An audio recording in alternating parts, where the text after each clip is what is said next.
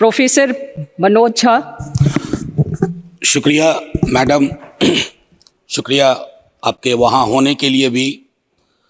बस मैं आपके माध्यम से ये कहना चाहूँगा कि इतिहास में, संसदीय लोकतंत्र के इतिहास में ऐसे क्षण आते हैं जब ये कहना मुश्किल हो जाता है, जो मीडिया के लोग पूछते हैं बाहर, आइज और नोज।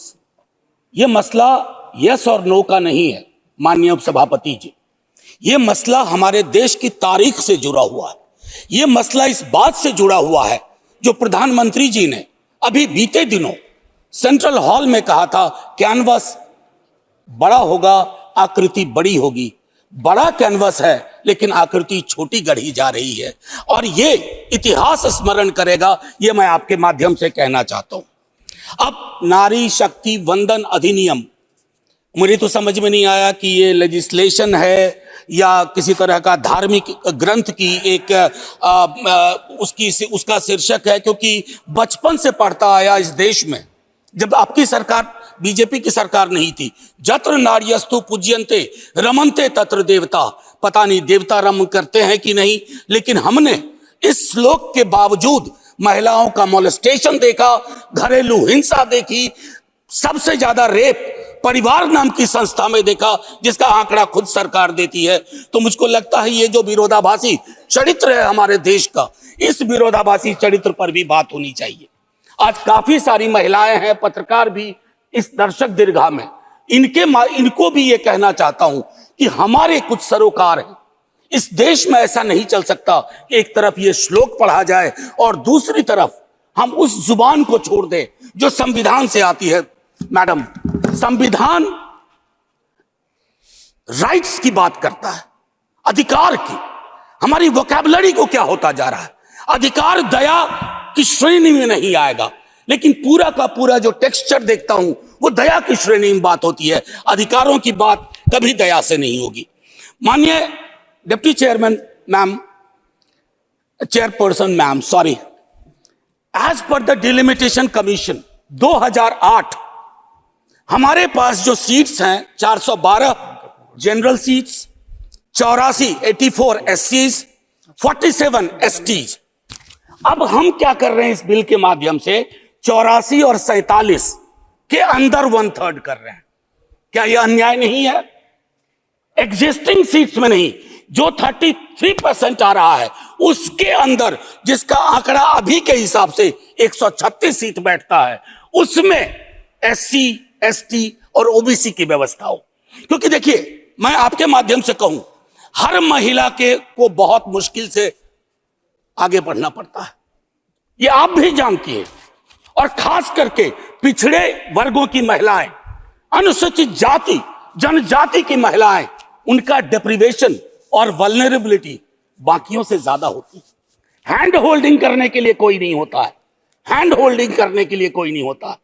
अगर आप पहुंची तो बिना हैंड होल्डिंग के, लेकिन उन पिछड़ी जाति की महिलाओं का क्या, जिनके हैंड होल्डिंग के लिए ना हमारे धर्म ग्रंथों में कोई व्यवस्था है और ना आज की समकालीन बातचीत में कोई व्यवस्था है। रेटोरिकली हम कुछ भी कह दें, मेरा सिर्फ आपके माध्यम से कहना होगा कि हमारी पार्टी, आज मैं स्मरण कर रहा हूं, हमारे राष्ट्रीय अध्यक्ष लालू प्रसाद यादव जी, भगवतिया देवी, कई लोग जानते होंगे, पत्थर तोड़ने वाली महिला थी, पत्थर तोड़ने वाली। हम ना सहबो गाली भैया, हम ना सहबो गाली। वहां से, गया से निकल करके वो संसद तक पहुंची। क्या उसके बाद भगवतिया देवी आ पाई, फूलन देवी आ पाई? वो इसलिए नहीं आ पाई कि हम आपको दोष नहीं देते हैं, हमारी व्यवस्थाएं संवेदन शून्य है। मैं तो आग्रह करूंगा तमाम साथियों को, आप किसी भी दल में हो, आज एक बार उससे बाहर निकल करके सोचिए। यह ऐतिहासिक क्षण सचमुच ऐतिहासिक होगा अगर हमने आज इतिहास को व्यापक कैनवस पर देखा, जो प्रधानमंत्री जी कहते हैं। और प्रधानमंत्री जी की कथनी और करनी में फासला नहीं होना चाहिए, और यह फासला इसलिए नहीं होना चाहिए कि बड़े दूर फासले पे लोग खड़े हैं, अत्यंत पिछड़ी जातियों के लोग। मैडम, आप, अगर आपके माध्यम से मेरी बात पहुंच रही हो, तो आज मैं आग्रह करूंगा तमाम साथियों से, चिंता न करिए दलीय व्हिप की। दलीय व्हिप समाज की व्यवस्था पे भारी होना चाहिए। इसलिए मैंने कहा समर्थन विरोध नहीं, आज भी मौका है इसको सेलेक्ट कमेटी में भेज करके एससी एसटी और ओबीसी को इनकॉर्पोरेट किया जाए। नहीं, आज हम नहीं करेंगे, हम ऐतिहासिक गुनहगार होंगे। मैं यकीन के साथ कहता हूं, बाहर लोग वॉच कर रहे हैं, कहेंगे कि तुमने क्या किया, ये व्यवस्था ऐसे नहीं बदली जाती है। तो मैं आपसे आग्रह करूंगा आपके माध्यम से कि अपने दायरों से अलग होकर के आप जब ओबीसी की बात करते हैं तो ये रेटोरिक से आगे बढ़ना चाहिए, हमारी चिंताओं में आना चाहिए। ये नहीं होगा कि बाबा साहब भीमराव अंबेडकर को माला भी पहनाए और उनकी बात को आत्मसात न करें। ये जो फर्क हमारे इसमें आ रहा है, इससे कई तरह के विरोधाभास का जन्म हो रहा है। मैडम चेयरपर्सन, मैं आपको कहूं कि कोटा विद इन कोटा की जब हम बात करते हैं तो उसमें एक टर्म आता है जो एक अमेरिकन सिविल राइट एक्टिविस्ट ने 89 में दिया, इंटरसेक्शनैलिटी। अब ये इंटरसेक्शनैलिटी को, चूंकि मैं हिंदी में बोल रहा हूं, आज मैंने सुबह इसका अनुवाद बहुत ढूंढा, उसके अनुवाद में एक अनुवाद आया प्रतिच्छेदन। इंटरसेक्शनैलिटी का मतलब होता है हम हर लेयर की एजेंसीज और उसके अंदर की क्या विधाएं हैं, उसके आधार पर अपना चरित्र, अफर्मेटिव एक्शन प्रोग्राम को यह देखना होगा। जो खास करके वंचित समाज की महिलाएं हैं, मैं उनके बारे में कहूं, आपको एक बार अपना नजरिया साफ करना होगा। अगर चश्मा लगाती है सरकार, धूप का चश्मा नहीं, अगर सचमुच का चश्मा लगाती है तो उसके पावर बदलिए, उसको साफ करिए और यह तय करिए कि आज जब हम यहां से उठें तो एक कमिटमेंट दें ओबीसी वर्ग को। और ये मैं बार बार दोहरा रहा हूं कि 33% के को एग्जिस्टिंग में मत इनकॉर्पोरेट कीजिए, इट शुड बी सेपरेट। नई व्यवस्था में नया 33% विदाउट टचिंग एससीज एंड एसटीज, ये करिएगा तो क्रांतिकारी कदम होगा। अक्सर हम लोग अपने प्रिविलेजेस को नहीं देखते हैं। मेरा सरनेम एक प्रिविलेज है, नीरज भाई का सरनेम एक प्रिविलेज है। हमारे सरनेम ने हमें प्रिविलेज दिए हैं। उन सरनेम्स को देखिए जिनके पास ये प्रिविलेज नहीं है। नहीं, ऐसे ही मैं बहुत अच्छा किया। मैं ये कहना चाह रहा हूं मैम चेयरपर्सन, मैं ये कहना चाह रहा हूं कि प्रिविलेज का जो व्याकरण है वो खत्म ही नहीं हो रहा। मैंने पहले भी सदन में कहा था कि इस देश में शायद there is nothing in name but everything is there in the surname. उनके संघर्ष, उनका जीवन कठिन लगातार होता जाता है। और एक ऐतिहासिक तथ्य बताऊं, 31 में बेगम शहनवाज और सरोजनी नायडू ने संविधान बनने से बहुत पूर्व इक्वल रिप्रेजेंटेशन की बात की थी। हम काहे को अटके पड़े हैं 33 पर? मेरी तो समझ में नहीं आ रहा कि 33 के साथ क्या रिश्ता है हमारा। ये 50 क्यों नहीं हो सकता? ये 55 क्यों नहीं हो सकता? आपका पूरा का पूरा वर्ग चरित्र बदल जाएगा। आप नहीं चाहते हैं कि भगवतिया देवी यहां आए? हमेशा एक खास सरनेम, मैं तो बार बार कह रहा हूं कि जो अलग अलग दलों में भी हैं, अगर वो पहुंचे हैं यहां तक अपने संघर्ष से, तो उनको आज यह आवश्यकता है, उनको यह भरोसा दिलाया जाए कि ऐसी कोई चीज आगे नहीं होगी, सबके लिए खुलेगा। आपकी ये जो नई पार्लियामेंट है हमारी, ये रंगीन ज्यादा होगी। इंद्रधनुष में कई रंग होते हैं। हम ये कौन सा बिल ला रहे हैं जिसमें ब्लैक एंड व्हाइट के बाद शेड्स ऑफ ग्रे भी नहीं है?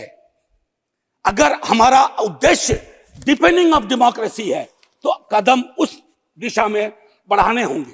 मैंने पहले भी कहा था कि 2010 में हमारा रिप्रेजेंटेशन देखिए, उसमें हमने SC, ST, OBC and minorities की बात की थी।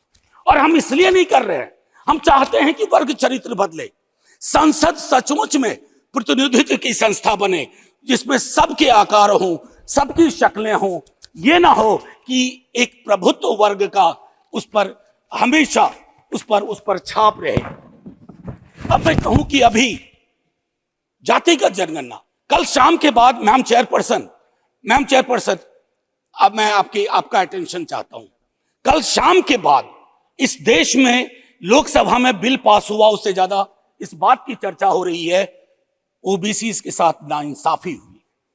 इस बात की चर्चा हो रही है कि जातिगत जनगणना पर क्यों ब्लॉक किया जा रहा। और मैं ये कह रहा हूं, हमारे सीएम नीतीश जी और तेजस्वी जी डिप्टी सीएम, उन्होंने जातिगत सर्वेक्षण कराया। 28 अगस्त को मेरे पास दोनों एफिडेविट है। पहली एफिडेविट कौन लेके गए? सरकार। तुषार मेहता खड़े होते हैं, सॉलिसिटर जनरल, ये कहते हैं कि state government can not do any activity like census और एक्टिविटी अकिन टू सेंसस। लेकिन शाम तक जब अप्रोर होता है, दूसरी एफिडेविट आती है, कहती है गलती से वो पैराग्राफ लग गया था। सरकारें ऐसी गलतियां नहीं करती हैं, ये मानस करवाता है, ये प्रेजुडिस माइंड करवाता है। मैम चेयरपर्सन, बस ज्यादा नहीं लूंगा। मैंने कई संशोधन दिए हैं मैडम चेयरपर्सन, मैंने कई संशोधन दिए हैं। उन संशोधनों पर भी सरकार विचार करे। हाथ जोड़ के कहता हूं, आपका कुछ भी नहीं बिगड़ेगा। हृदय विशाल रखना चाहिए। छोटे मन से, आप ही के बड़े नेता कह गए थे, छोटे मन से कोई बड़ा नहीं होता। कैनवास पे बड़ी लकीर खींचिए। और मैं आखिरी में एक बात कह के खत्म करूंगा कि गले मिलकर गला दबाने की कोशिश ना हो। मैम चेयरपर्सन, 1 मिनट, एक कविता लेके आया था, उसके पहले गले मिलकर गला ना दबाइए, और ये कविता पढ़ के खत्म करूंगा और जय हिंद बोल दूंगा।